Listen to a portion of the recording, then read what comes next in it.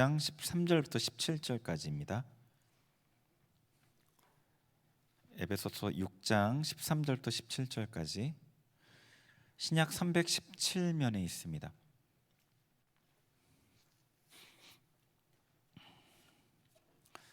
이제 찾으셨으면 한 절씩 교독하겠습니다. 그러므로 하나님의 전신갑주를 취하라. 이는 악한 날에 너희가 능히 대적하고 모든 일을 행한 후에 서기 위함이라.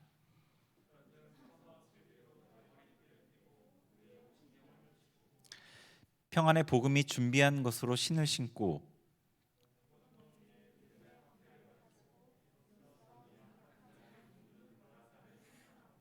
같이 봉독합니다. 구원의 투구와 성령의 검 곧 하나님의 말씀을 가지라. 아멘. 네, 우리 같이 옆에 있는 지체들하고 인사할게요. 사랑합니다. 축복합니다. 이 믿음으로 선포하죠. 예.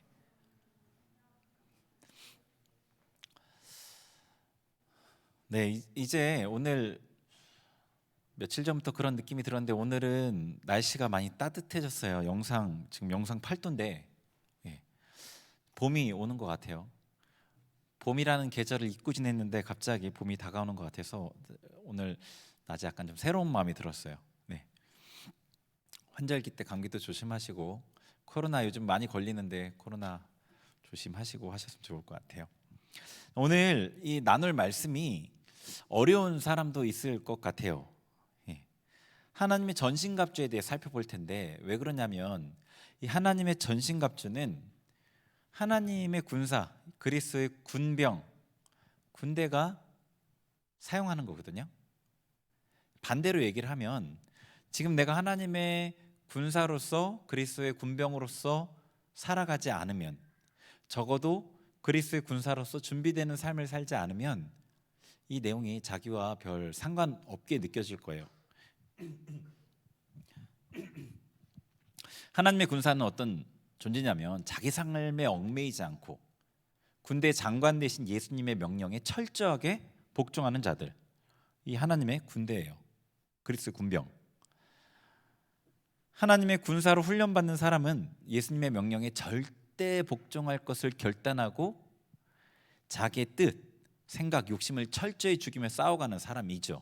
그러니까 이런 종류의 삶을 살지 않으면 전신갑주라는 것은 소용이 없는 내용이겠죠. 하지만 여러분이 그리스도의 군사로서 살던 살지 않던 모두 다 그리스도의 군사로서 부름을 받았고요. 이 말씀은 우리 모두에게 해당되는 말씀이에요. 그래서 지금 이 시간에 이 말씀을 나눌 텐데 이 말씀이 다른 사람 얘기처럼 들리지 않았으면 좋겠고, 그리고 내 얘기로 다가오되 그냥 이해되고 이 내용이 이 내용이구나라고 끝나지 않았으면 좋겠어요. 이 말씀이 여러분에게 진짜 마음으로부터 깨달아지고 다가오는 이 말씀이 됐으면 좋겠어요. 그래서 말씀은 영적인 실체가 있거든요. 그 말씀이 여러분 안에 딱 들어오면 느껴져요. 말씀이 내 안에 들어왔다는 게. 그렇게 이 말씀이 여러분에게 다가갔으면 좋겠어요. 여기에서 말하는 이 6가지 장비들에 대한 얘기를 나눌 텐데 어떤 개념이 아니고요, 비유가 아니에요. 실제로 그런 거예요. 실제로 성경에서 특히 복음서에서 예수님의 비유다라고 전제하지 않는 것들은 다 실제라고 보시면 돼요. 네. 자, 우리가 이 13절의 말씀에 하나님의 전신갑주를 취해야 될 이유를 먼저 얘기를 하는데, 사도 바울이 앞부분에서 어떤 얘기를 했냐면 하나님의 큰 계획들을 얘기하고 나서 그 연장선상에서 우리의 인간관계에 대한 얘기를 했어요. 부부관계, 부모와 자녀 관계, 종과 상전의 관계, 이 관계들을 얘기했어요. 그 얘기는 무슨 얘기냐면 우리가 하나님의 그 놀라운 계획을 부분적으로 이루는 사람으로서 참여하는 데에 이 관계 안에서 하나님의 뜻을 이루어내야 된다는 말씀인 거예요. 그리고 이 관계 안에서 이 하나님의 뜻을 이루는 것이 하나님의 나라를 완성하는 데에 핵심적인 일이기 때문에 그 일을 마귀가 철저하게 방해를 할 거란 거죠. 그래서 이 영적 전쟁에 대한 얘기가 이어져서 나왔던 거예요. 우리의 싸우는 싸움이, 이 전쟁이 사람과의 전쟁이 아니고 악한 영과의 전쟁이라는 것, 그리고 그 적의 종류와 구조를 말했어요. 그 성격을 알 수 있겠죠. 그래서 우리가 지난 시간에 이 바울 사도가 준 힌트를 통해서 영적 전쟁이 어떠한 양상으로 진행되는지를 살펴봤죠. 악한 영의 그 영적인 구조가 어떻게 되는지, 그들이 어떠한 전략으로 이 세상을 자기의 나라로 확장시켜 가는지, 반대편에서 하나님의 군대는 어떤 식의 구조를 갖고 있으며 어떤 식으로 작용하고 어떻게 싸워내는지를 봤단 말이에요. 그죠? 자, 계속해서 이 13절 말씀에서 바울 사도가 우리에게 뭐를 명령하냐면 하나님의 전신갑주를 취하라고 명령하는 거예요. 하나님의 전신갑주를 취해라. 군대 남자 친구들은, 여기 남자 청년들 중에 군대 안 갔다 온 청년 있나? 군대 다 갔다 왔잖아요. 그죠? 군대 면제가 있으려나? 군대를 가면 어때요? 뭐 면제가 있어도 완전 면제가 아니면 훈련소를 들어갔다 나오죠. 군대를 가면 물자를 줘요. 철모부터 뭐 소총, 군장, 군복, 군화. 이 군대에 들어가면 자기 돈으로 물자를 사지 않아요. 어떤 나라에 그런 군대가 있는지는 모르겠지만 군대에 들어가면 군복과 어떤 필요한 모든 그 무기를 비롯한 장비들을 다 지급받아요. 그러니까 우리가 하나님의 군사잖아요. 예수님의 군병이에요. 그럼 우리도 하나님께서 주시는 이 장비가 있다는 거예요. 무기를 비롯한. 그게 바로 하나님의 전신갑주예요. 전신갑주. 자, 여러분에게 하나 질문할게요. 여러분은 하나님의 전신갑주가 있다는 사실을 아시나요? 제 이 말이 이 에베소서의 말씀을 읽어본 적이 있느냐는 물음이 아니겠죠. 그리고 이 말씀과 관련된 설교를 들어본 적이 있느냐는 질문도 아니에요. 여러분 스스로 이 하나님의 전신갑주를 취하고 사용하고 있느냐는 질문이에요. 그게 나한테 착용되고 있다는 것을 여러분이 알고 있느냐는 거예요. 우리에게 하나님의 전신갑주가 있어요. 영적 전쟁을 우리가 싸워내야 되는 병사인데 아무런 무기가 없이 장비도 없이 단지 하나님께 기도만 하고 간구만 한다면은 이런 수동적인 자세가 아닌 거예요. 우리는 병사가 전쟁에 나가서 싸워야 되는데 지휘관만 바라보고 지휘관한테 다 해달라고만 하고 얼마나 우스운 일이겠어요. 무슨 얘기인지 아시겠어요? 영적 전쟁에서 우리는 단지 하나님께 기도만 하는 게 아니라 우리가 싸워내야 될 영역이 있다는 거예요. 그게 군사라는 뜻이에요. 그게 군병이라는 뜻이에요.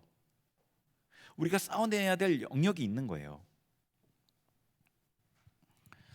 우리가 살아가면서 겪는 어려움이 여러 가지가 있는데 그 중에 많은 부분이 영적 공격을 당한 결과예요.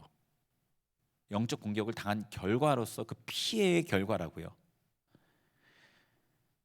우리의 대적 마귀가 우리를 공격할 기회만 노리죠. 마귀의 공격이 있는 건 너무 당연합니다. 그런데 우리가 싸우지 않는다면, 적극적으로 싸우지 않는다면 피해를 보는 거죠. 하나님이 보호하시죠. 믿는 사람들 하나님 보호하시죠. 이런 뻔한 말은 하지 않으셨으면 좋겠어요.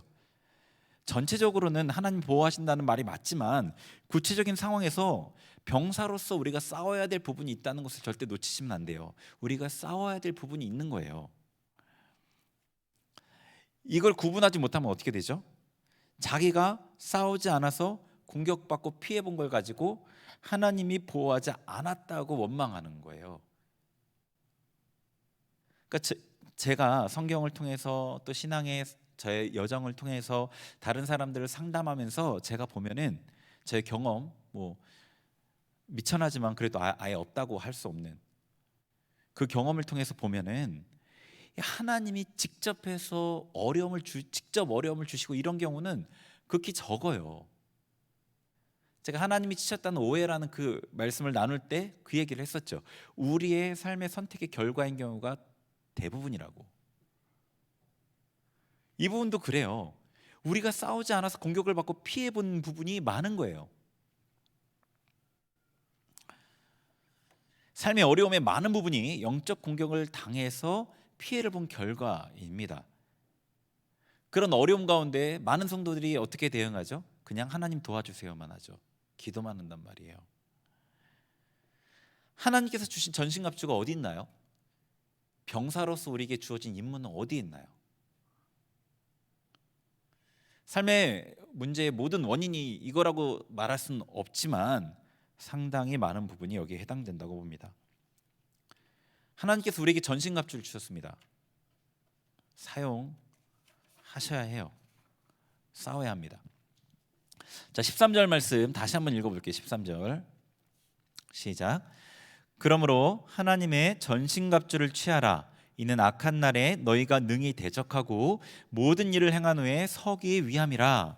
아멘. 자, 하나님의 전신갑주를 취하라. 그러므로 이건 앞의 내용이죠. 영적 전쟁이 있고 그 영적 전쟁은 악한 영과의 싸움이니까 그러므로 하나님의 전신갑주를 취하라. 이는 하나님의 전신갑주를 취해야 될 이유를 얘기하는 거죠. 자, 이는 악한 날에 너희가 능히 대적하고 모든 일을 행한 후에 서기 위함이다. 이게 이유예요. 하나님의 전신갑주를 취해야 될 이유. 하나님의 전신갑주를 우리가 취하지 않으면 뒤에가 이루어지지 않는 거예요. 자, 근데 악한 날에 이렇게 돼 있어요. 생각해 보세요. 날이 악하고 선하고 이런 게 있나요?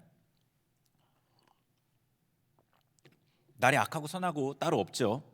근데 뒤은 구절을 보면은 악한 날이 어떤 의미인지 좀 알 수 있어요. 그러니까 악한 날 이 구절 13절의 구절을 좀 잘 알아야 내용을 잘 해석해야 되는데, 악한 날에 너희가 능히 대적하고, 우리가 대적하는 존재는 악한 영이죠.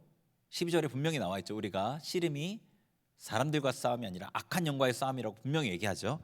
그러니까 우리가 대적하는 존재가, 악한 날에 능히 대적해야 될 그 대적한 존재가 마귀예요. 그러니까 이 악한 날은 이 마귀와 관련이 있는 단어예요. 자, 누가복음 22장 한번 봐볼게요. 22장 54절 같이 읽겠습니다. 시작. 내가 날마다 너희와 함께 성전에 있을 때에 내게 손을 대지 아니하였도다. 그러나 이제는 너희의 때요 어둠의 권세로다 하시더라. 아멘. 자, 이 구절은 예수님께서 지금 잡혀가시는 그 장면인데, 예수님을 잡으려고 대제사장들과 이 서기관들이, 장로들이 나왔어요. 예수님이 그들에게 하신 말씀이에요. 예수님께서 제자들에게 뭐라고 하셨냐면, 예수님이 내가 빛이라 하시면서 예수님이 사역하시는 그 시기를 낮이라고 하셨어요. 낮. 빛이 있을 동안에 빛 가운데 행해라. 실족하지 않게 해라. 이렇게 말씀하셨어요. 그런데 이제는 너희의 때요. 예수님을 잡으려고 온 그들의 때, 어둠의 권세라고 말씀하셔요. 그러니까 예수님께서 이제부터 자기의 능력과 권세를 완전히 내려놓으시고 마귀에게 조종당하는 그 대제사장들과 장로들에게 마음대로 하도록 허용하신 거예요. 하나님이신 예수님을 때리고 조롱하고 십자가에 못 박는 이런 일들을 할 수 있도록 허용됐단 말이에요. 어둠의 권세인 거예요. 악한 자들의 때인 거예요. 그러니까 이 악한 날, 악한 자가 득세하는 그 날, 그 시기를 말하는 거예요. 이해되시죠? 예수님께서 그 자신의 권한과 권세를 내려놓으셔서 악한 자가 마음껏 활동할 수 있게 된, 그게 어둠의 권세, 그게 바로 악한 날인 거예요. 우리에게 빗대어 얘기하면 지금 이 시대에 사람들의 그 양심의 빛이 어두워지고 사단의 속임수 가운데 사단의 뜻을 이루는 그런 일이 흔한 시대에 악한 날입니다. 사도 바울이 살던 시대도 악했죠. 때가 악하다라고 얘기했어요. 에베소서 지난 말씀에서. 지금은 더 악하죠. 제가 자세하게 설명하지 않아도 이 시대를 여러분이 살아가고 있기 때문에 아실 거라고 생각해요. 이 시대는 역사상 어느 시대보다 악한 시대라고 봐요. 소돔과 고모라가 하나님께 심판을 받았죠. 이 시대는 소돔과 고모라에서, 그 성에서 벌어지는 그 일이 나라에서 여러 군데에서 행해지는 시대예요. 그리고 그걸 죄라고 여기지 않고 문제없다고, 죄가 아니라고 인정을 해주는 시대라고요. 법으로 인정을 해주고 그런 시대예요. 지금은 언제 심판임에도 이상하지 않은 시대입니다. 악한 날이죠. 악한 날에 이 마귀의 공격에 넘어지지 않기 위해서는 하나님의 전신갑주가 필요한 거예요. 악한 자가 득세하고 마음껏 활동하는 시기이니까요. 이 악한 자 마귀를 대적하고, 이 악한 날에 마귀를 대적하고 예수님의 명령을 행하기 위해서 전신갑주를 취해야 합니다. 그리고 서기 위함인 거예요. 13절 뒷부분에 모든 일을 행한 후에, 하나님이 시키시는, 예수님이 명령하시는 그 모든 일을 행한 후에 서기 위함이라. 그러니까 최종 목적은 뭐냐면 선다는 거예요. 서기 위함이에요. 최종 목적은 바로 서 있기 위함인 거예요. 자, 이 선다는 게 이 어떤 의미냐면, 요한계시록 2, 3장에 보면은 7교회에 보낸 편지가 나오잖아요. 그 편지의 말미에 보면은 반복되는 어구가, 7교회에 보내는 모든 편지에 반복되어서 나오는 어구가 이기는 자에게는 이라는 말이 반복돼서 나오면서 상을 약속하시거든요. 이 선다는 게 바로 이기는다는 거예요. 이긴다는 거. 이긴다는 겁니다. 잠언에 보면 또 의인은 7번 넘어질지라도 다시 일어난다라고 말씀하셨어요. 그러니까 선다는 것은 넘어져도 다시 일어나는 걸 말해요. 또 서 있는다는 것은 경계를 의미하죠. 자지 않고 깨어 있는 것을 말합니다. 그러니까 이 서기 위함이라는 이 서는 것은, 궁극적인 목적인 서는 것은 우리가 악한 자와의 이 영적 전쟁에서 능히 이기고, 그리고 전쟁을 하다가 작은 전술적인 전투에서 넘어질지라도 다시 일어나고, 하나님의 뜻을 놓치지 않기 위해서 깨어서 경계하는 이런 상태를 예수님 앞에 서는 그날까지 유지하기 위해서 전신갑주를 취해야 되는 겁니다. 병사로서의 임무를 감당하기 위해서 전신갑주가 필요한 거죠. 자, 14절부터 보면은 14절에 이제 전신갑주의 목록이 나오는데, 그 앞부분에 그런즉 서서라고 나와요. 그런즉 서서. 최종적인 목적이 서기 위함이에요. 그런데 전신갑주를 취하는 첫 시작에 서서가 나옵니다. 서서 취하라고 해요. 그러니까 이게 여러분이 우리가 신앙생활을 어떤 관점으로 바라봐야 되는지를 여기서 단적으로 보여주는 겁니다. 최종적으로 서 있어야 돼요. 근데 지금도 서서 전신갑주를 취하래요. 그러니까 신앙은요, 우리의 신앙은 즐기고 누리고 안식하는 게 아닌 거예요.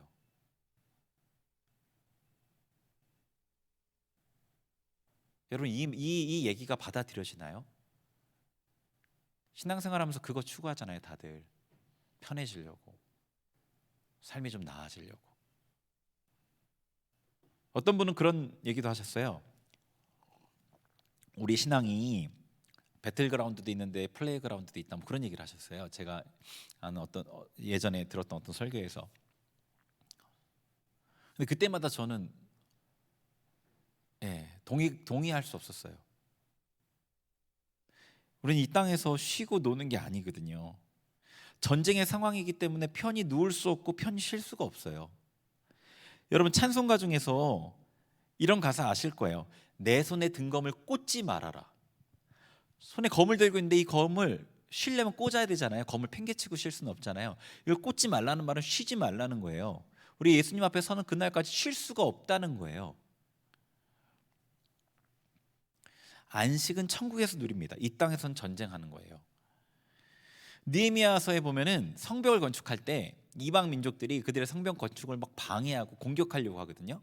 그러니까 그 사람들이 어떻게 그 상황에서 성벽을 건축하냐면, 절반은 일을 하는데, 일을 그냥 하는 게 아니라 한 손에는 무기를 잡고 한 손에는 일하는 도구를 잡고 일을 해요. 우리의 상황이 그런 상황인 거예요. 여러분, 이 신앙에 관한 이 생각을 제대로 설정하셔야 돼요. 예수님 따라가면 좋은 일 생기고 편해지고 삶의 문제가 해결되고 눈에 보이는 복을 받고 이런 걸 기대한다면 점점 더 실망할 거예요. 점점 더 실망해요. 그 생각이 바뀌지 않은 사람들은 교회 생활을 오래 하면 오래 할수록 계속 실망하더라고요. 왜냐하면 신앙이 그런 게 아닌데 잘못된 기대를 하니까 자꾸 다른 데서 이유를 찾는 거예요. 하나님이 나한테 뭐 안 주시나? 아니, 내가 뭐 잘못했나? 이런 관점으로만 생각하는 거예요. 물론 생각을 잘못하고 있죠. 예수님을 따라가면 갈수록 힘든 일이 기다리고 있습니다. 우리는 이 땅의 영광이 아니라 하늘의 영광을 기대하는 사람들이에요. 여러분, 이 생각을 명확하게 받아들이셔야 돼요. 우리는 이 땅에서 영광을 받는 사람들이 아닙니다. 이 땅에서 제가 경험한 바로, 제가 목사라서 그런 건 아니라고 생각해요. 제가 경험한 바로 하나님께서 먹을 것, 마실 것, 입을 것을 채워주셔요. 넉넉히 채워주셔요. 근데 그거예요, 그거. 먹을 것, 마실 것, 입을 게 좀 넉넉하게 있으면 부귀영화를 누리는 건가요? 영광을 누리는 건가요? 그것과는 완전 거리가 있는 삶입니다. 이 땅에서 삶은 그 정도예요. 이 땅에서 누리는 복은, 이 땅의 물질의 복은 그 정도라고요. 이 땅에서 높아지는 자리에 올라가지 않습니다. 물론 그렇게 쓰이는 사람도 있겠죠. 기본적으로 우리는 그런 자리 가잖아요. 그리고 그렇게 높아지는 사람도 그 권력을 즐기고 누리면 바로 떨어질 거예요. 하나님의 은혜에서. 그게 아니에요. 하늘의 영광을 기대하는 사람들입니다. 자, 이제 전신갑주의 내용들을 볼게요. 전신갑주를 몇 가지로 구분할 수 있는데, 몸에 부착하는 장비와 손에 드는 장비로 구분할 수 있어요. 도구, 몸에 부착하는 도구는 위에서부터 머리, 가슴, 허리죠. 배, 허리, 그리고 신발, 발에 부착하는 장비가 있고요. 두 가지 드는 장비는 칼과 방패, 이렇게 6가지로 전신갑주가 구성되어져 있습니다. 이 성경에 쓰인 순서가 참 중요하긴 한데 이해를 돕기 위해서 이 순서대로 좀 살펴보려고 해요. 먼저 머리에 쓰는 장비를 볼게요. 구원의 투구인데요. 17절, 본문의 17절입니다. 17절 같이 읽겠습니다. 시작. 구원의 투구와 성령의 검 곧 하나님의 말씀을 가지라. 아멘. 네, 구원의 투구가 나오죠. 투구는 머리를 보호하는 장비입니다. 참고되는 구절을 같이 볼게요. 데살로니가전서 5장 읽겠습니다. 시작. 우리는 낮에 속하였으니 정신을 차리고 믿음과 사랑의 호심경을 붙이고 구원의 소망의 투구를 쓰자. 아멘. 에베소서의 구원의 투구라고 나와 있는 게 데살로니가 전서에서는 구원의 소망의 투구라고 되어져 있어요. 같은 거겠죠. 사람을 제가 이제 크게 머리, 가슴, 배로 나눌 수 있다고 말씀드렸어요. 그리고 각 부분을 정결하게 해야 된다라고 했죠. 왜냐하면 이게 우리가 옛사람으로서 살았던 그 시간 때문에 머리, 가슴, 배에 쓰레기들이 차 있고 그것들을 정결하게 해야 된다라고 말씀드렸어요. 이 말이 반대로 하면 이런 거예요. 마귀가 여러분의 머리에, 가슴에, 배에 쓰레기를 채우려고 애쓴다는 거예요. 반대로 그렇죠. 우리가 하나님이 없는 삶에 그게 가득 채워졌고 또 하나님을 믿고 나서도 새 사람을 쫓아 살지 않으면 이게 계속 존재하거든요. 채워지거든요. 그러니까 마귀가 여러분에게 공격해오는데 이 머리, 가슴, 배에 쓰레기를 가득 채우려고 애쓴다는 거예요. 그래서 이 여기를 정결하게 할 뿐 아니라 정결하게 한 후에도 지속해서 공격해오는 그 마귀를 막기 위해서 해당 보호 장비를 착용하는 거예요. 그래서 전신갑주도 머리, 가슴, 배를 보호하는 장비가 있는 거죠. 특별히 구원의 소망의 투구는 머리를 보호하는 장비라고 말씀드렸죠. 자, 이 장비가 어떤 건지 어떻게 작용하는지를 빌립보서 4장 말씀 한번 볼게요. 같이 읽습니다. 시작. 아무것도 염려하지 말고 다만 모든 일에 기도와 간구로 너희 구할 것을 감사함으로 하나님께 아뢰라. 그리하면 모든 지각에 뛰어난 하나님의 평강이 그리스도 예수 안에서 너희 마음과 생각을 지키시리라. 아멘. 이 빌립보서 말씀이 영적 전쟁에 있어서 되게 중요한 구절인데요. 보면은 우리가 이렇게 하면 그리스도 예수 안에서 하나님의 평강이 너희 마음과 생각을 지키신다고 되어 있어요. 지키신대요. 지키신다는 거는 공격이 있다는 거예요. 여기에, 그죠? 공격이 있으니까 지켜야 되는 거예요. 그러니까 마귀의 공격이 주요한 대상이 어디냐면 이 생각과 마음입니다. 그러니까 우리가 어떤 상황에서 염려가 일어나요. 우리 안에서 일어나기도 하고 외부에서 들어오기도 하는데 어쨌거나 믿음이 아닌 염려로 우리의 생각을 장악하려는 그 마귀의 공격이 있는 거예요. 그때 뭐라고 하냐면 감사함으로 기도하라고 하는 거예요. 여기 빌립보서 말씀에서. 그러면 생각이 지켜진다라고 얘기하는 겁니다. 자, 그럼 감사함으로 기도하는 게 어떻게 가능하냐는 거예요. 그 우리가 염려하는 그 상황이라는 것은 감사할 것이 별로 없는 상황이라는 거잖아요. 그때 어떻게 감사할 수 있느냐? 그때 이렇게 감사하는 거거든요. 하나님께서 선을 이루실 것이라는 구원의 소망으로 감사하는 거거든요. 구원이 우리가 영원 구원을 받아서 천국에 들어가는 구원도 구원이지만 이 땅의 삶에서의 어려움이 해결되는 것도 작은 의미에서 구원이잖아요. 그래서 구약에서 이 사무엘 상하 이런 데 보면은 다윗이 대적의 손에서 구원받았다 뭐 이런 찬양을 하거든요. 하나님께서 나를 대적의 손에서 구원하셨다. 적의 공격으로부터 보호받고 이기게 하는 것도 구원이라고 설명을 하는 거예요. 그러니까 이 우리의 어떤 이 어려운 상황 가운데서도 하나님이 선을 이루실 것이라는 그 구원의 소망으로 감사하는 겁니다. 그러니까 구원의 소망의 투구라는 게 그런 거예요. 그럴 때 마음과 생각이 지켜지는 거예요. 생각이 지켜집니다. 네. 구체적인 상황에서 그렇게 우리가 구원의 소망의 투구를 갖는 거예요. 근데 이 구원의 소망, 궁극적으로는 천국에 들어갈 소망, 부활의 소망이죠. 그래서 정말 극단적인 상황에서 여러분 예수님을 믿으면 죽음에 이르를 그런 상황에서조차도 염려하지 않을 수 있는 이유는, 그 죽음 앞에 그 두려움이 여러분의 생각을 잠식하지 않을 수 있는 이유는 부활을 소망하는 거예요. 그 부활의 소망, 구원의 소망, 천국의 소망이 여러분의 생각을 지켜주는 거예요. 지금 말씀드린 이 전신갑주가 개념이 아니라고 말씀드렸어요. 영적인 실제입니다. 구원의 투구를 쓰고 있는 사람과 쓰지 않은 사람은 아주 달라요. 구원의 투구를 쓰고 있는 사람은 문제 앞에서도 생각이 염려로 흘러가지 않아요. 생각이 염려로 흘러가지 않아요. 이 일 가운데에서 하나님이 이루실 일들을 기대하고 볼 수가 있어요. 그걸 실제로 하나님 어떻게 이루어질지가 보이기 때문에 염려가 안 돼요. 이게 구원의 소망을 갖거든요. 하나님 이 일을 선하게 이끄실 거라는 구원의 소망을 갖는다고요. 그런데 구원을 투구를 쓰고 있지 않으면 아무리 여러분이 감사로 기도하려고 해도 생각이 잘 지켜지기가 쉽지가 않아요. 왜냐하면 이미 염려가 들어온 다음에 이걸 적용하려고 하거든요. 이 쓰고 있으면 이게 지켜지는데 쓰고 있지 않으니까 이미 염려가 확 들어왔어요. 그런 염려가 확 올라왔어요. 근데 그때서야 이걸 쓰려고 하는 거예요. 마음을 지켜보려고 하고 감사하려고 하고. 안 되는 건 아닌데 훨씬 어렵죠. 이 구원의 소망의 투구를 쓰지 않은 사람은 문제 앞에서 부정적인 부분이 두드러지게 보여요. 염려하고 불안해하고 불평하고 이렇게 돼요. 그게 더 두드러지게 보이거든요. 구원에 대한 소망이 잘 안 보여요. 하나님이 이를 통해서 어떻게 선하게 이끄실지가 잘 안 보인단 말이에요. 구원의 투구를 안 쓰고 있는 사람은.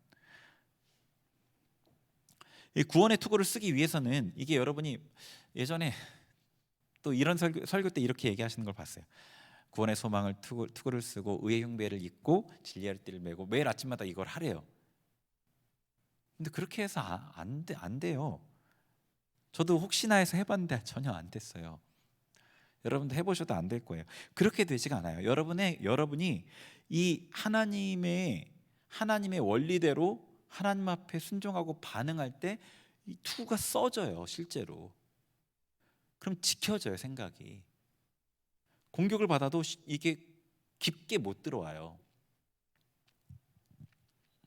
구원의 투구를 쓰기 위해서는 여러분 내 안에 이미 자리 잡고 있는 그 염려, 두려움 이런 거 있잖아요. 이런 것들과 싸우는 순종, 지속적으로 싸워내는 순종과 더불어서 이 머릿속에 이미 자리 잡고 있는 세상 가치관을 정결하게 하면서 말씀을 채워야 돼요.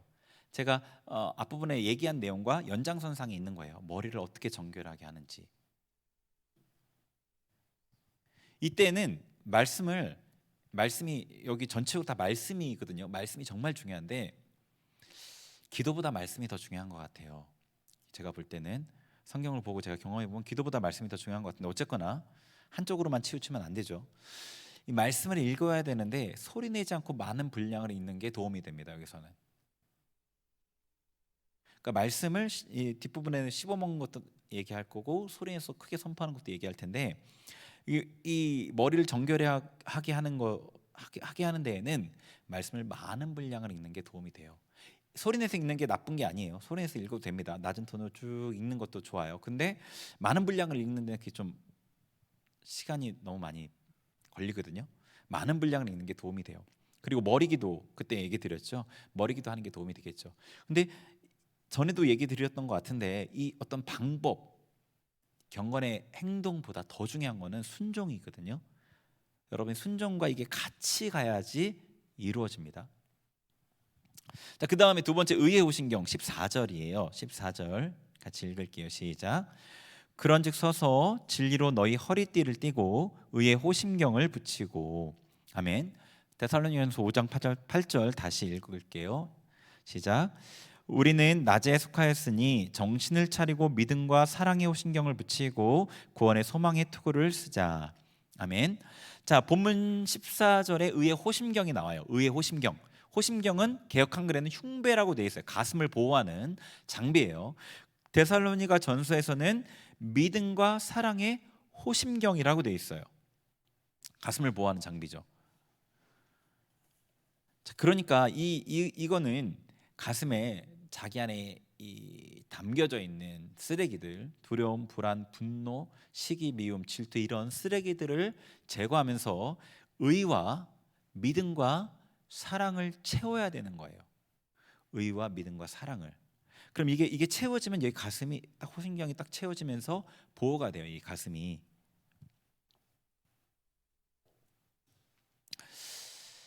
이 부분이 해결이 돼야지 여러분이 실제적으로 사람을 도울 수가 있어요. 어떤 사람과 소통할 때 우리는 가슴으로 소통하거든요. 어떤 사람과 내가 저 사람과 친밀하고 뭔가 소통이 이루어졌다고 느낄 때는 가슴으로 뭔가 오고 가야지 그게 그렇게 느껴져요. 실제적으로 어떤 사람을 도우려면 이 가슴에 하나님의 의, 믿음, 사랑이 채워져 있어서 이게 흘러가야 실제로 도울 수가 있게 되는 거예요. 근데 가슴에 이 의, 믿음, 사랑이 채워졌을 때 본인에게 느껴지는 느낌은 조금 다르게 느껴져요. 그러니까 이 느낌이 여러분에게 여러분 스스로 여러분 가슴에서 이 느낌이 느껴지면 이게 채워져 있구나라고 확인할 수 있어요. 의는 하나님의 공의 앞에서 의가 채워졌을 때 하나님의 공의 앞에 그 경외 느껴지는 그 경외함 있죠. 하나님을 경외하는 그 마음이 여러분의 마음에 있으면 느껴지면 그게 의가 채워져 있는 거예요. 믿음은요, 믿음의 열정, 그 담대함으로 표현돼요. 그래서 여러분 안에 믿음이 있으면 믿음의 그 담대함 있잖아요. 뭐가 되는 게 없어도 되는 것 같아 보이지 않아도 뭔가 될 거라는 분명한 확신, 어떤 이런 것들이 믿음에 의해서 나타나는 현상이에요. 그럼 여러분 안에 담대함, 열정 이런 게 있으면 내 안에 믿음이 채워지고 있구나. 사랑은 이 관대함, 부드러움, 수용, 긍휼 이런 것들로 느껴지죠. 자기 안에서 그런 것들이 있을 때 사랑이 있는 거예요. 그러니까 여러분이 자신의 가슴을 들여다볼 때 하나님을 경외하는 마음 한번 들여다보세요. 지금 하나님을 경외하는 마음, 열정, 담대함, 관대함, 부드러움, 수용, 긍휼 이런 것들이 있다면 의의 호심경이 어느 정도 있는 거죠. 자기 마음 안에 그런 게 있나요? 그러나 많은 성도가 이런 것들은 고사하고 두려움, 염려, 분노, 시기, 미움 이런 쓰레기들을 담아두고 살잖아요. 그리고 그런 것들을 제거하려고 생각도 안 해요. 생각도 하잖아요. 하나님께서 우리 안에 보화를 주셨어요. 우리에게 정말 귀한 것들을 주셨단 말이에요. 우리 안에 보화가 담겨 있어야지 우리가 귀해요. 존재로서 귀하다고 얘기하죠. 그게 맞죠. 하나님 자녀로서 존재로서 귀한데 우리 안에 더러운 것들이 담겨 있을 때 우리를 하나님 어떻게 가까이 하시겠어요? 악을 차마 눈 뜨고 보지 못하시는 분이 하나님이신데요. 가슴을 정결하게 하시고 의와 믿음과 사랑으로 채우세요. 현대 이 성도들이 총체적으로 어렵지만 가슴에 이 의의 흉배로 채우는데 처참할 정도로 실패하는 것 같아요. 뭔가 하나님을 경외하는 마음이 있는 것 같았는데 어느새 없어져 버려요. 믿음이 사랑이 뭔가 좀 있는 것 같았는데 안개가 사라지듯이 싹 사라져 버려요. 여러분 가슴에 있는 쓰레기를 먼저 거절하세요. 그리고 하나님 앞에 구하세요. 가슴을 채워달라고 구하세요. 겸손하게 기도하면서 가슴 기도를 하시면 도움이 될 거예요. 알려드렸죠? 예수님의 사랑과 또 예수님의 하나님을 향한 경외함 이런 것들을 받아들이시는 거예요. 가슴으로 느끼려고 하시면서 받아들이시는 거예요. 그럼 채워집니다. 말씀 씹어먹기가 도움이 돼요. 말씀 씹어먹기 뭔지도 얘기 드렸죠. 말씀을 씹어먹어서 여러분의 이 심령에 채우는 거예요. 조금 채워져도 여러분 귀하게 여기고 붙들고 놓치시지 않으셔야 합니다. 채워지고 또 채워지면서 점점 더 명확하게 보일 거예요. 그래서 이렇게 의의 호신경으로 여러분 가슴이 지켜지면 마귀의 공격에도 감정이 쉽게 요동하지 않아요. 누가 어떤 이 날카로운 말을 확 던져도 이게 쉽게 요동하지가 않아요. 네. 자, 세 번째 진리 허리띠 4절, 14절이네. 14절 본문 14절 다시 읽어볼게요. 본문 14절 시작. 그런즉 서서 진리로 너희 허리띠를 띠고 의의 호심경을 붙이고. 아멘. 자, 세 번째는 진리로 너희 허리띠를 띠라고 말씀하세요. 그러니까 진리로 허리를 두르라고 하시는 거죠. 자, 허리가 힘의 근원이잖아요. 진리인 하나님의 말씀으로 힘 삼으라는 말씀입니다. 근데 허리띠를 하면 힘을 효율적으로 쓸 수 있어요. 피트니스, 그러니까 그 중량 운동 하시는 분들 보면은 고중량 무거운 무게로 스쿼트를 한다던가 이럴 때 허리에 띠를 띠는 거를 보신 분들이 있을 거예요. 헬스 다니셨던 분들은 그 튼튼한 가죽 허리띠를 차요. 힘을 받기 위한 거거든요. 이 허리띠는 그런 의미입니다. 그런데 이 허리를 진리로 띠를 띠는 게 아니라 많은 경우에 허리가 이 허리, 이 배, 이 부분이 진리로 이렇게 띠를 띠는 게 아니라 어떤 힘을 쓰려고 할 때 여기가 영적인 묶임이 확 둘러쳐요. 그러니까 평소에는 이게 여러분 안에 도사리고 있죠. 도사리고 있다가 여러분이 하나님의 능력을 나타내야 될 때에, 하나님의 능력으로 사역을 해야 될 때에 이 허리와 배주의 띠처럼 확 둘러쳐 가지고 하나님의 능력이 나타나지 못하게 해요.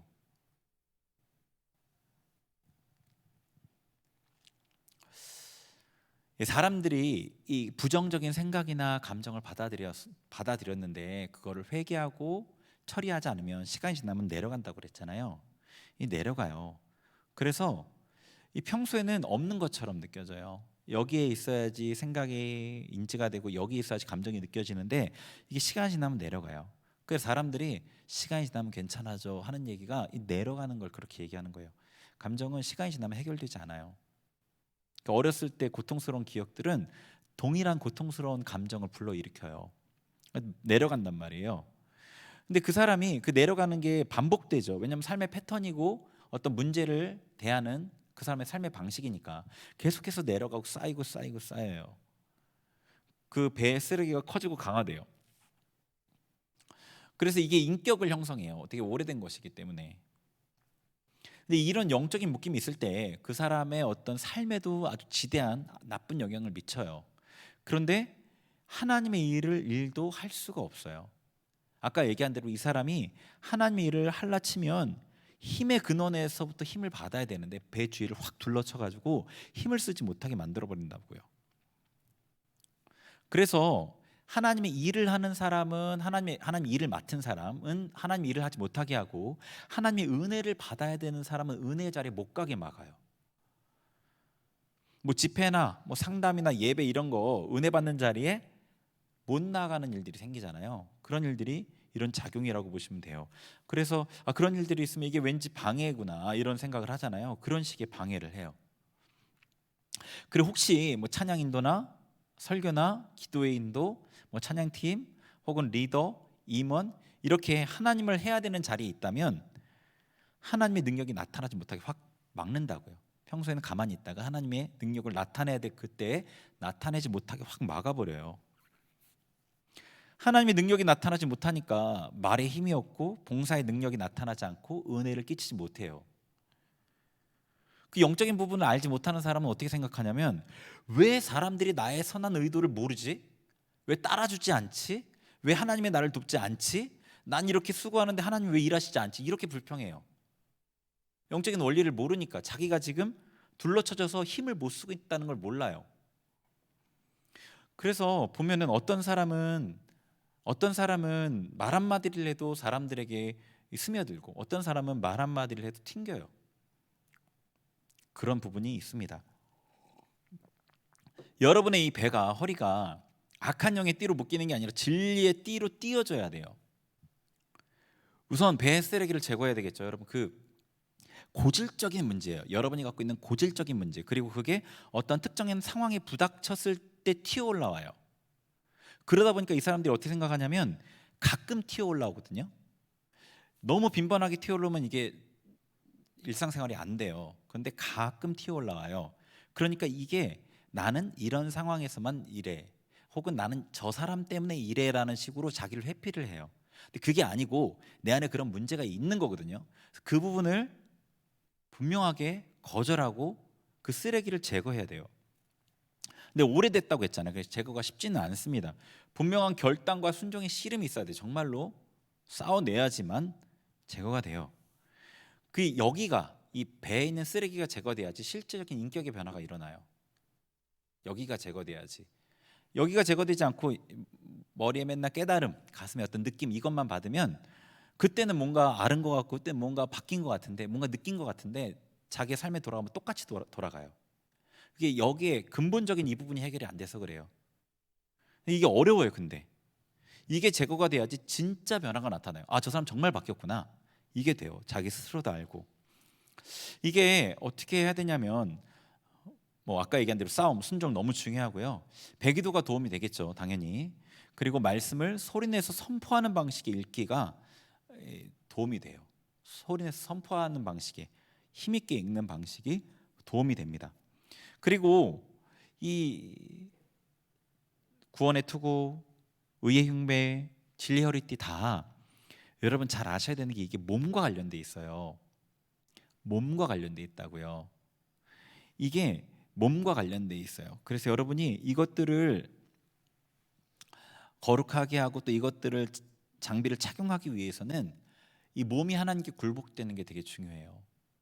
몸이 하나님께 굴복되는 게.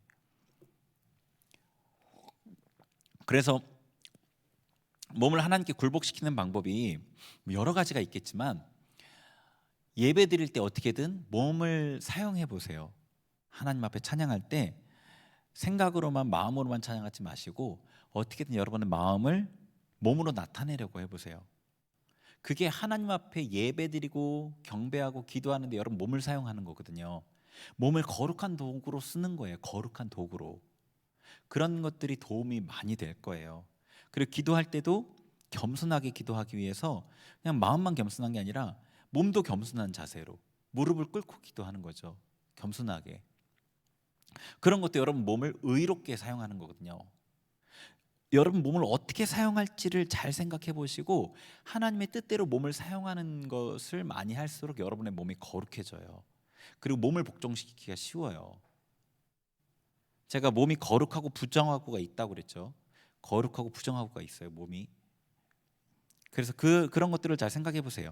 그리고 봉사를 하는 것도 여러분이 마음으로부터 하나님을 섬기는 마음으로 봉사를 할 때 이 몸을 거룩하게 사용하는 거죠.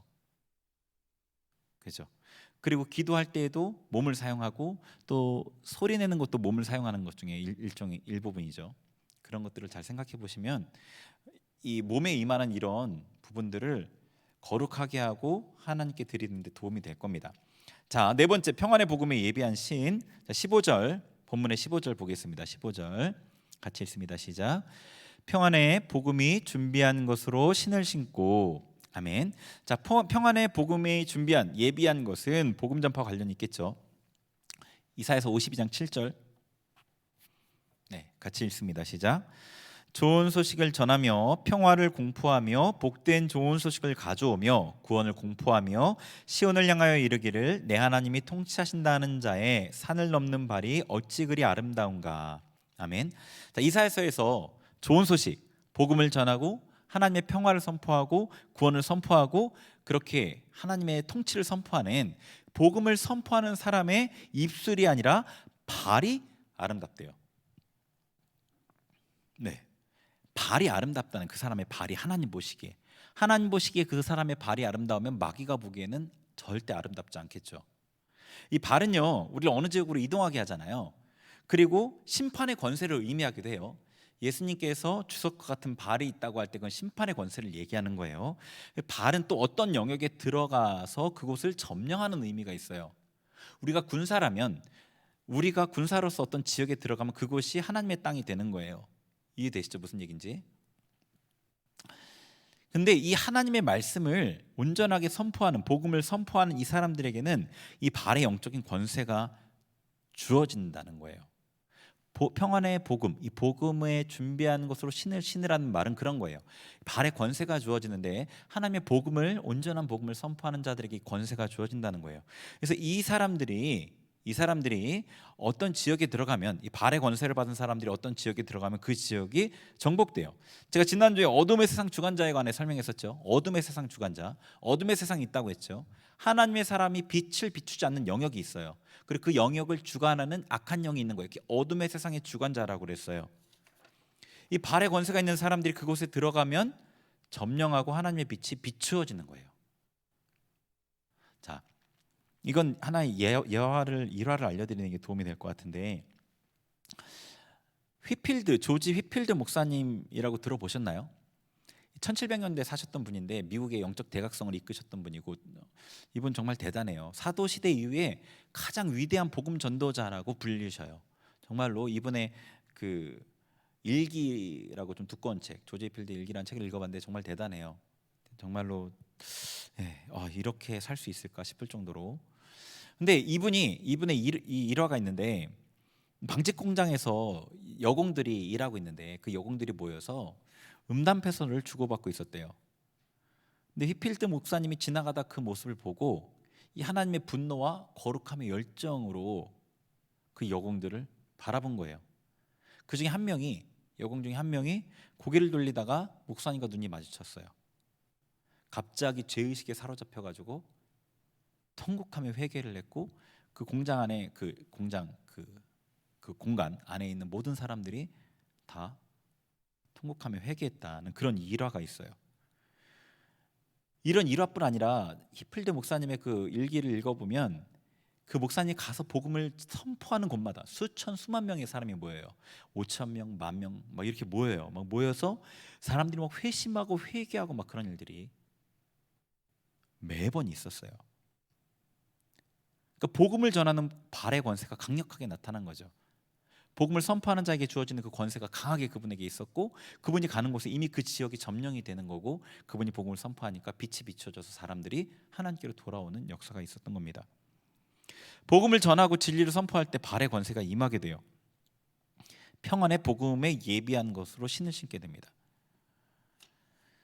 다른 이에게 입술로 하나님의 복음을 선포할 때 가능해요. 자, 몸에 착용하는 장비는 다 살펴봤어요. 손에 드는 장비를 볼게요. 손에 드는 장비가 몸에 착용하는 장비가 다른 것은, 몸에 착용하는 장비는 붙어 있죠. 손에 드는 장비는 떨어져 있어요. 믿음의 방패. 자, 16절 본문 16절 같이 읽습니다. 시작. 모든 것 위에 믿음의 방패를 가지고 이로써 능히 악한 자의 모든 불화살을 소멸하고. 아멘. 자, 모든 것 위에 이렇게 되어 있어요. 그러니까 구원의 투구, 의의 호심경, 진리 허리띠, 평안의 복음에 예배한 것으로 신는 그 모든 것 위에 믿음의 방패를 가지라는 거예요. 방패가 굉장히 큰 종류의 방패겠죠. 이 공격이 올 때 투구나 이 흉배나 이런 것들은 최종적인 보호를 위한 장비이죠. 방패가 없이 이 투구로 적의 칼을 막는 군사는 없을 거잖아요. 이 믿음의 방패가 1차적으로 막는 거예요. 우선 방패로 막아야 되고, 방패로 막지 못하면 최종적으로 다른 보호 장비가 보호해 주는 거예요. 자, 우리 아까 읽었던 16절에 그 뒷부분에 보면은 방패로서 악한 자의 모든 불화살을 소멸하라고 되어 있어요. 그러니까 악한 자, 이 마귀가 불화살을 쏜다는 것을 알 수 있는 거죠. 여태까지 봤던 내용이 그 내용인 거예요. 이가 불화살을 쏘는데 그 불화살의 목표는 머리, 가슴, 배예요. 그래서 이 불화살을 맞으면 어떻게 되냐면 염려, 의심, 불신, 두려움, 불안, 욕망, 욕심, 탐욕 이런 것들이 자리 잡게 돼요. 그러니까 그런 불화살을 쏠 때 믿음으로 막으면 소멸되고 우리의 이 생각이나 감정이나 이런 부분에 피해를 보지 않는 거예요. 믿음의 방패가. 근데 많은 경우에 불화살을 마귀가 쏘면 어떻게 되죠? 맞고 나서 깨달아요. 피해를 이미 보고 나서 이 불화살을 빼내려고 애를 써요. 이게 어떤 얘기인지 아시겠죠? 여러분도 많이 당해 보셨잖아요. 그래서 상황에 따라서 손해를 회복하는데 많은 시간이 걸리기도 합니다. 근데 이거는 영적인 것을 아는 성도에 한해서 그래요. 영적으로 무지한 성도는 이 마귀의 불화살을 쏠 필요도 없어요. 이미 작은 자극에도 염려하고 의심하고 불안하고 두려워하고 미워하고 이미 그러기 때문에. 여러분이 계속 싸움에 임하다 보면 이 마귀가 불화살을 쏠 때 알고 자동으로 방어할 수 있어요. 노련한 군사가 되는 거예요. 적이 예를 들어서 뭐 권투를 할 때 주먹을 날릴 때 주먹을 보고 피하는 사람은 거의 없어요. 어깨 움직임을 보고 벌써 피하는 거거든요. 몸이 이미 그 훈련이 돼서 반응을 하는 거예요. 똑같아요. 마귀가 공격을 할 때 이미 알고 자동으로 방어를 하는 거예요. 노련한 군사가 되어서. 경험이 쌓여야 가능합니다. 그런 사람에게 마귀가 불화살을 쏘면 다다르지 못하고 중간에 소멸돼 버려요. 앞에 장비들을 잘 갖추고 나서 영적 전쟁을 여러분이 계속해서 치러가고 경험이 쌓이면 가능해져요. 근데 이 믿음의 방패의 이 믿음은 뭐냐면 하나님의 이 하나님에 대한 선하심에 대한 하나님의 말씀에 대한 그 온전한 믿음이에요. 온전한 신뢰, 말씀에 대한 온전한 믿음이 이게 믿음의 방패입니다. 그게 믿음의 방패예요. 여러분이 선하심에 대한 온전한 믿음이 믿음의 방패가 되어서 그것들을 쳐낼 수 있어요. 공격을, 화전의 공격을 쳐낼 수가 있습니다. 자, 마지막으로 성령의 검 17절 읽어보겠습니다. 17절 시작. 구원의 투구와 성령의 검 곧 하나님의 말씀을 가지라. 아멘. 자, 성령의 검입니다. 근데 곧 하나님의 말씀이라고 돼 있어요. 자, 여기서 중요한 것은 이 검이 나의 검이 아니고 성령의 검이라는 거예요. 이 검의 소유주가 성령이에요. 그런데 하나님의 말씀은 우리에게 주어졌죠. 그러니까 두 가지 어떤 긴장점이 있는 거예요. 자, 하나님의 말씀으로 마귀를 물리친 예수님의 경우를 생각해 보면 좀 도움이 돼요. 예수님이 40일 금식을 하고 나서 마귀가 예수님께 찾아와서 시험을 하죠. 공격을 하는 거예요. 유혹으로 공격을 하는 거예요. 예수님이 마귀와 싸움 가운데 들어가신 거죠. 그리고 예수님은 말씀을 선포하셨어요. 마귀의 3번의 공격과 예수님의 3번의 반격이 있은 다음에 마귀는 패해서 도망칠 수밖에 없었어요. 피해를 보고. 한동안 예수님을 떠나 있었단 말이에요. 큰 피해를 본 거죠. 자, 예수님께서 하나님의 말씀을 선포하시자 마귀가 피해를 보고 도망친 거죠. 그러면 우리가 예수님처럼 말씀을 외워서 선포하면 이길 수 있는가? 경험적으로 별로 그렇지 않아요. 자, 계시록 12장 11절 읽을게요. 12장 11절 시작. 또 우리 형제들이 어린 양의 피와 자기들이 증언하는 말씀으로써 그를 이겼으니 그들은 죽기까지 자기들의 생명을 아끼지 아니하였도다. 아멘. 자, 요한계시록 12장에 우리 형제들이 마귀를 어떻게 싸워서 이겼는지가 나오는데 어린 양의 피와 그들이 증언하는 말씀으로써 이겼어요. 증언하는 말씀이에요. 근데 이 증언하는 말씀이 단지 말씀을 읽는 게 아닌 거예요. 말씀을 외운 거를 이렇게 말하는 게 아닌 거예요. 왜냐하면 그들이 자기의 생명을 죽기까지 아끼지 않았어요. 말씀을 증언한다는 것은 삶으로 그 말씀을 살아낸다는 거예요. 자기가 선포한 말씀을 지키기 위해서 목숨을 내놓았다는 뜻이죠. 다니엘이 하나님의 사람으로 하나님께 기도하기 위해서 목숨을 거는 이런 모습이 말씀을 증언하는 모습인 거예요.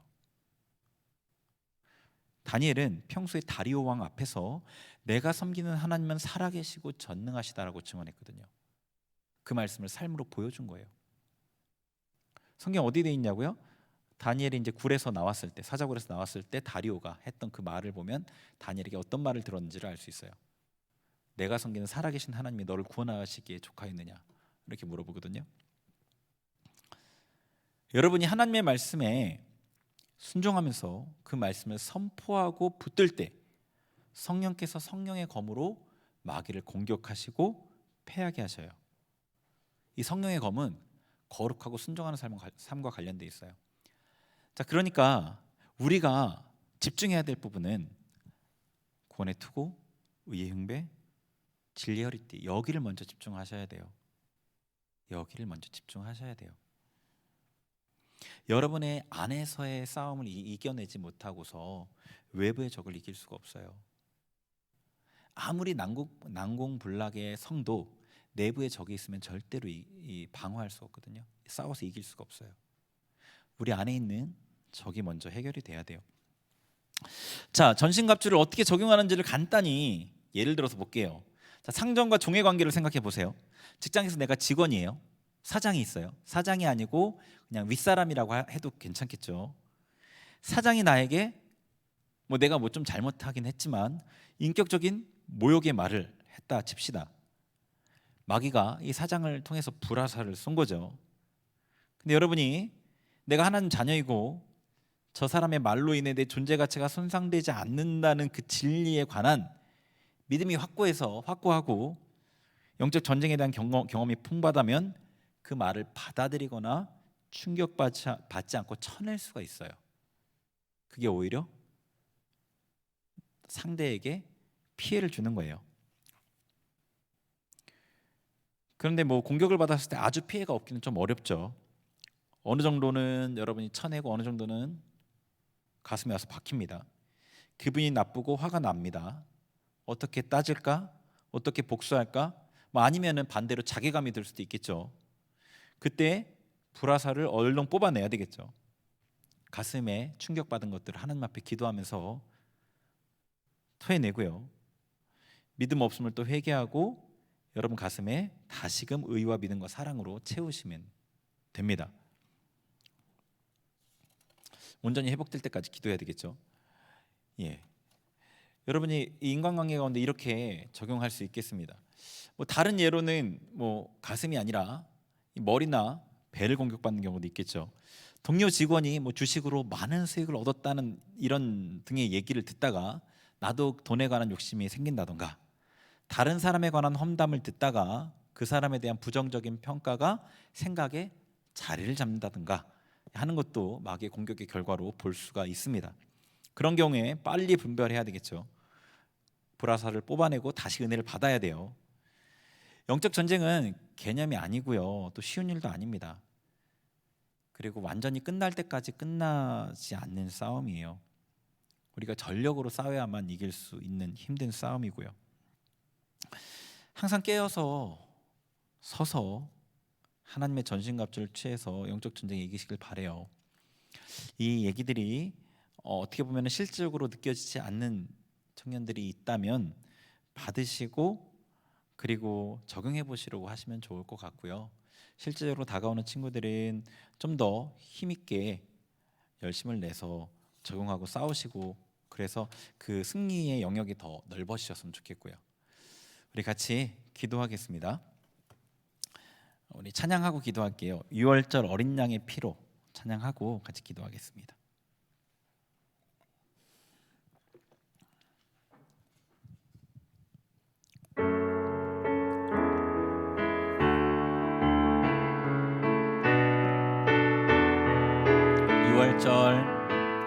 유월절 어린 양의 피로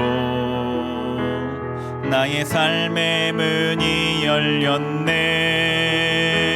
저 어둠의 권세는 이미 없네.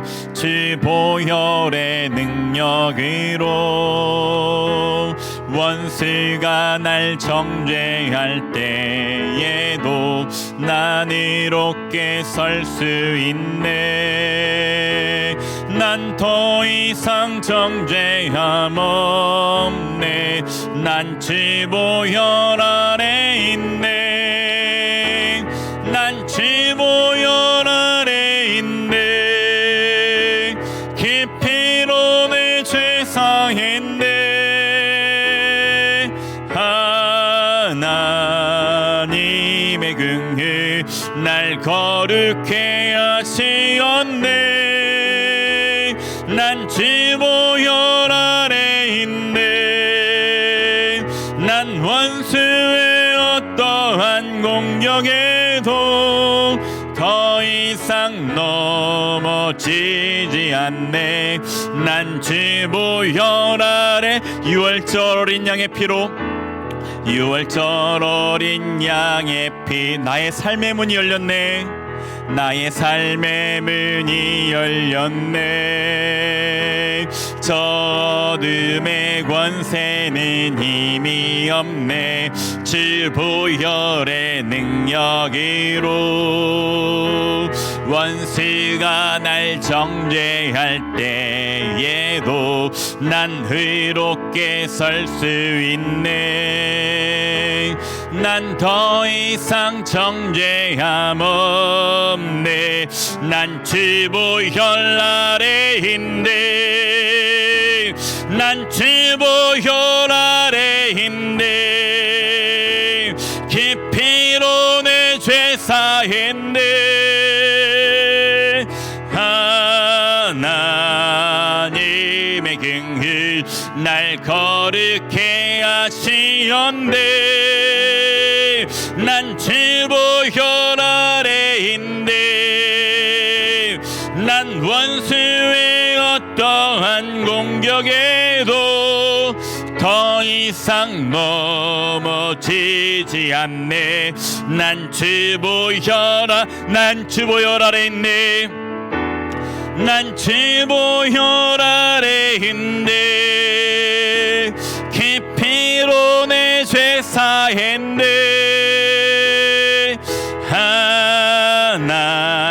하나님의 긍휼 날 거룩해 하시었네. 난 주 보혈 아래 있네. 난 원수의 어떠한 공격에도 더 이상 넘어지지 않네. 난 주 보혈 아래, 한 번 더, 난 주 보혈 아래 있네. 난 주 보혈 아래 있네. 깊이로 내 죄 사했네. 하나님의 긍휼 날 거룩해 하시었네. 난 주 보혈 아래 있네. 난 원수의 어떠한 공격에도 더 이상 넘어지지 않네. 난 주 보혈 아래 있네. 우리 하나님 앞에 간절히 기도할 텐데요. 하나님, 제가 영적인 싸움, 영적인 전쟁이 있는 것을 인지하지 않고 싸우지 않았고 타협하였고 끄는 대로 끌려갔습니다. 회개합니다. 하나님의 군사로서의 정체성을 온전히 회복할 수 있도록 제 눈을 열어주옵소서. 영의 일들이 더 명확하게, 이 땅의 일들보다 영의 일들이 더 명확하게 보일 수 있도록 제 눈을 열어주옵소서. 하나님, 제가 하나님의 군사로서 온전히 나아갈 수 있도록 제게 은혜를 주셔서 제 안에 하나님의 능력으로 충만하게 채워주옵소서. 우리 주님 이름 부르면서 같이 기도하겠습니다. 주여,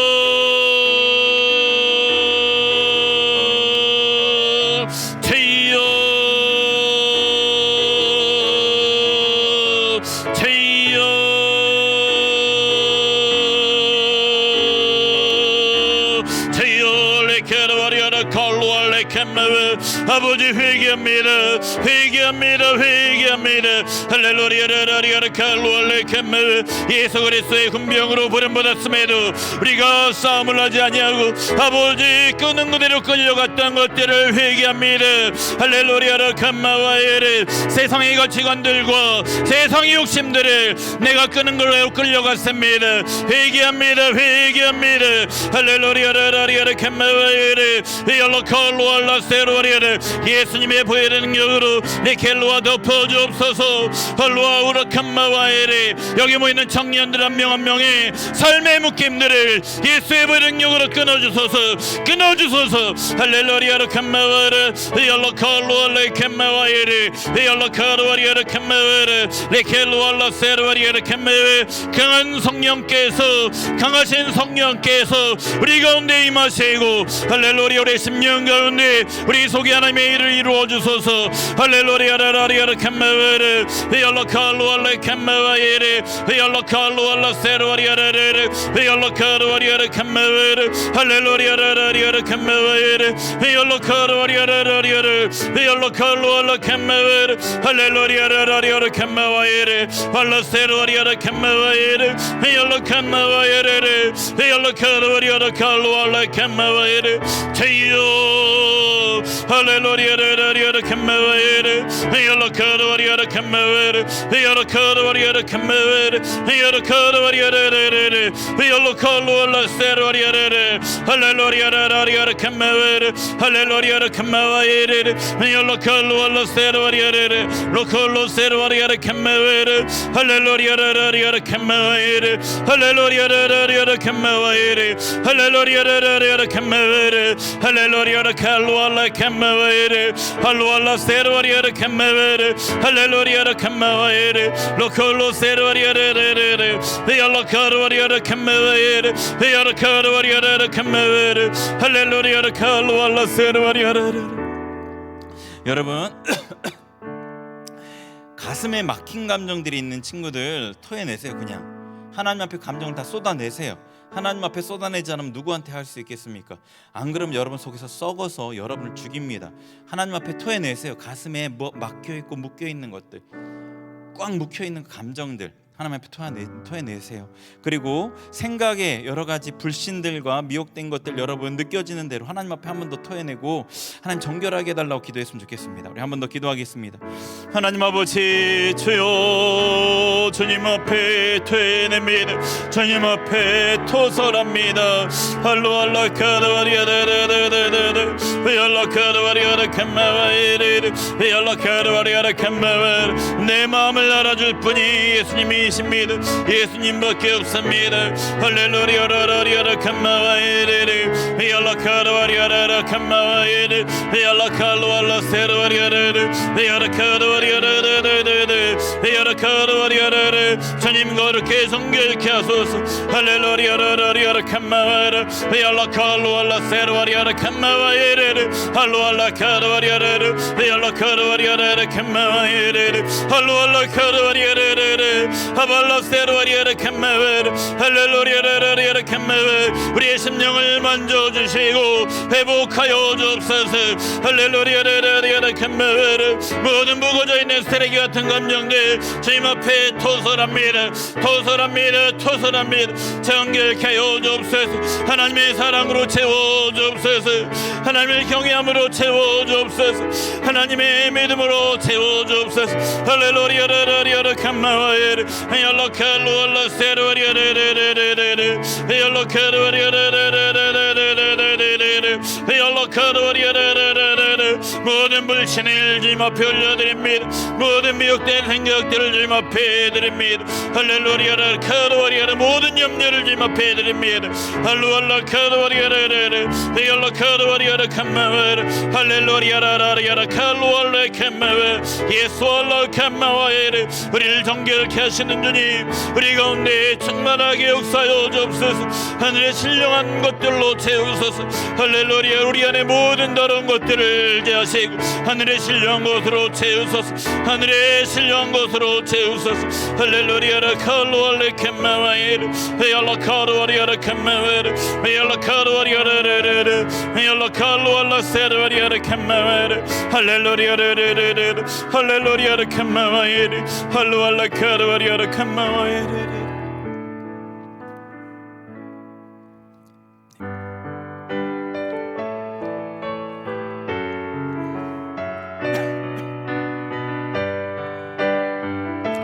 오소서 진리의 성령님, 오소서 진리의 성령님, 이 땅은 들며 임하소서. 거짓과 탐욕 죄악에 무너진 우리 가슴 정케 하소서. 오소서 오소서 은혜의 성령님, 하늘 가리고 임하소서. 거룩한 불꽃 하늘로서 임하서 타오르게 하소서. 주 영광 위에 부흥의 불길 타오르게 하소서. 진리의 말씀 이 땅 새롭게 하소서. 은혜의 강물 흐르게 하소서. 성령의 바람 이 땅 가득 불어와 흰 옷 입은 주의 순결한 백성 주의 영광 위에 이제 일어나 열방을 치유하며 행진하는 영광의 그날을 주소서. 부흥의 불길 부흥의 불길 타오르게 하소서. 진리의 말씀 이 땅 새롭게 하소서. 은혜의 강물 흐르게 하소서. 성령의 바람 이 땅 가득 불어와 흰 옷 입은 주의 순결한 백성 주의 영광 위에 이제 일어나 열방을 치유하며 행진하는 영광의 그날을 주소서. 우리 한 번 더 기도하겠습니다. 계속 연초부터 작년 연말인가요? 하여튼 연초부터 제가 부흥에 대한 얘기를 하고 있습니다. 지난주에 마중물 기도회 때 좀 다른 느낌이 있었고요. 되게 감사했는데 좀 성급한 것 같다고 이번 주 한 번 더 보자고 그랬습니다. 이번 주도 비슷한 느낌이 이어졌습니다.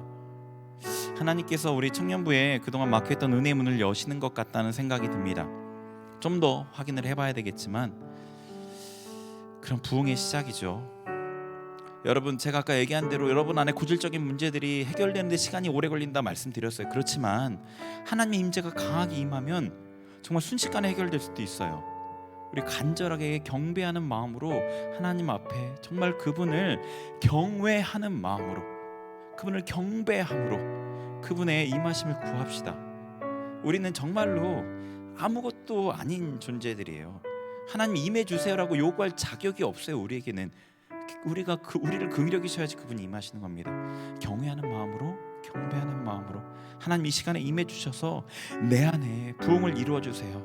내 안에 모든 쓰레기들을 제거하시고 성령께서 거룩함으로 내게 임하여 주세요. 우리 그렇게 기도했으면 좋겠습니다. 하나님 앞에 여러분 마음을 낮추세요. 겸손하게 하나님을 경외함이라는 그 경외함의 단어를 생각해 보세요. 그리고 마음 깊은 곳으로부터 그 경외함을 끌어올리세요. 그리고 하나님 앞에 경외하는 마음으로 서세요. 그리고 하나님의 이름을 부르세요. 나를 살려주세요. 나를 도와주세요. 나를 변화시켜주세요. 우리 그렇게 주님 앞에 간절하게, 정말로 간절하게 기도하겠습니다. 우리 주님 이름 부르면서 기도하겠습니다. 주여,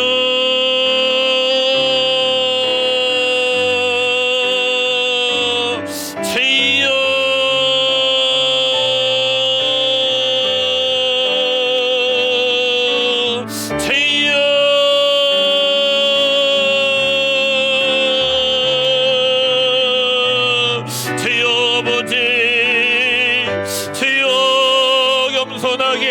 주님의 은혜와 경외를 구합니다.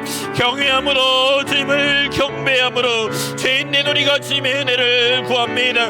이 시간 이 자리에 성령께서 강한 능력과 임재로 임하여 주옵소서. 이전에 우리가 경험해보지 못했던 강한 능력과 임재로 임하시고 각 사람의 심령을 변화시켜 주옵소서. 우리 안에 고질적으로 쌓여있는 모든 더러운 것들을 제거하시고 하나님의 거룩함으로, 하나님의 은혜로, 하나님의 능력으로 우리를 변화시켜 주시고 가득 채워 주옵소서. 우리가 겸손하게 주님의 은혜를 구합니다. 우리 힘으로 날 수 없게 주님의 은혜를 구합니다. 할렐루야 칼로알라케메. 우리 가운데 주님의 부흥을 이루소서. 우리 각 사람의 심령 가운데 주님의 부흥을 이루소서. 할렐루야 칼로알라케메. 할로카르와리아라리아라 칼로알레케메. 할로알라세라리아라 칼로알라케메. 할렐루야라라. 거룩한 성령님, 진리의 성령님, 은혜의 성령님, 우리 가운데 임하소서. 우리 가운데 임하소서. 우리가 마음을 열고 성령님을 모셔드립니다. 할렐루야라라리아라 칸마와에레리. 더 깊이 임하여 주옵소서. 더 깊이 우리 심령 깊은 곳을 변화시켜 주옵소서. 기경하여 주옵소서. 뒤집어 엎어 주옵소서. 할렐루야라 카르와리아라 칸마와에레. yarlakalwa 얕은 은혜로 만족하지 않습니다. 하나님 더 큰 은혜로 더 깊은 은혜로 임하소서. 할렐루야라라리아라 칸마와에레. yarlakalwa리아라 칸마와에레. 할렐루야라 칸마와에레. 할렐루야라라리아라 칸마와에. 할로알라카르와리아라리아라 칸마와에레. yarlakalwa리아라 치유하소서. 아버지 변화시키소서. 아버지 고쳐주옵소서. 할렐루야라라리아라 칸마와에레. yarlakalwa리아라라. yarlakal로알라세라와리아라라. 할로알라칸마와 불과 같은 성령이여 태우소서. 태우소서. 태우소서. 할렐루야라 칸마와에레. yarlakalwa리아라라. yarlakalwa리아라라라라라. 할로알라카르와리아라 칸마와에레. 할렐루야라라라. 할로알라칸마와에레. yarlakalwa리아라 칸마와에레. 할렐루야라라라. yarlakal로알라세라와리아라라라. yarlakalwa리아라 칸마와에레. 할렐루야라라라. 할렐루야라 칸마와에레. yarlakalwa리아라 칸마와에레. 할렐루야라라라 칸마와에레. 할로알라카르와리아라 칸마와. 아버지 주님 할렐루야라 칸마와에레. 할로알라카르와라. 우리 눈을 감은 채로 한 번 더 기도하겠습니다. 성령님께 여러분 시선을 고정하시고요. 우리 지난 삶을 돌아보면서 제대로 결단했으면 좋겠습니다. 이전과는 좀 다른, 정말로 마음을 돌이키는 우리 하나님 앞에 우리의 결단의 고백을 우리 입술로 고백하며 기도하겠습니다. 하나님 아버지, 하나님 아버지, 하나님 아버지, 이제까지 저희 삶들, 우리의 삶이 너무도 부끄럽습니다. 이제는 이전과 다른 삶으로 제가 나아가겠습니다. 완전히 결단하고 끊어내며 삶의 방향을 돌이키겠습니다. 이제는 주님 닮은 사람으로, 주님 쫓아가는 사람으로, 진정 주님의 군사로서 그렇게 살아가겠습니다. 우리를 도와주옵소서. 연약해지지 않게 하옵소서. 약해지지 않게 하옵소서. 우리의 결단 가운데 기름 부어 주옵소서. 결단은 그대로 지키며 나아갈 수 있도록 도와주옵소서. 우리가 이 모습이 아니라 진정 능력 있는 예수님을 따르는 자들로 살아가기를 원합니다. 좀 우리의 결단 가운데 은혜 주소서. 우리의 결단을 받으소서. 우리의 결단이 우리의 삶에 이루어질 수 있도록 주님 능력으로 역사하옵소서. 주님의 긍휼을 구합니다. 주님의 은혜를 구합니다. 주님의 도움을 구합니다. 주님 영광 받으소서.